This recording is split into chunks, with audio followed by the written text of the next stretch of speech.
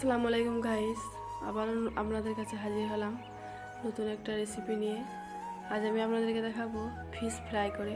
So এখানে আমি kilo মাছ নিয়েছি, মাঝারি সাইজের 3টে রুই মাছ নিয়েছি।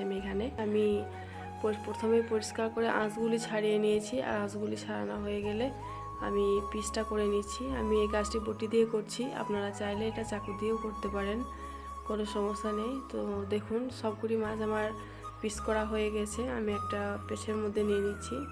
পেছের মধ্যে ধুলে খুবই সুবিধা হয়, ধুতে পরিষ্কারভাবে ধোয়া হয়। সো দেখুন, আমি একে একে সবকটি পিস এইভাবে ধুয়ে নিচ্ছি।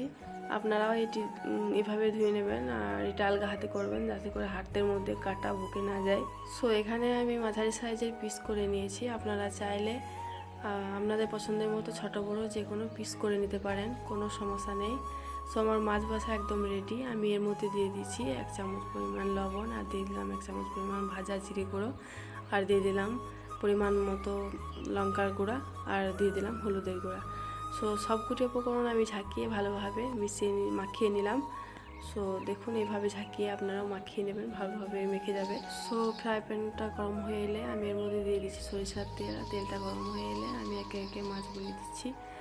সো অপেক্ষা করছি একটা পিঠ পুরোপুরিভাবে ফ্রাই হওয়ার জন্য। সো এক পিঠ আমার ভাজা হয়ে গেছে, আমি আবার পাল্টে দিচ্ছি।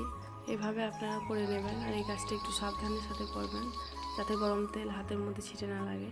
সো মাছগুলি আমার ভাজা হয়ে গেছে, আমি একটা পাত্রের মধ্যে তুলে নিচ্ছি, আর বাকি মাছগুলি আমি একইভাবে ভেজে নিচ্ছি।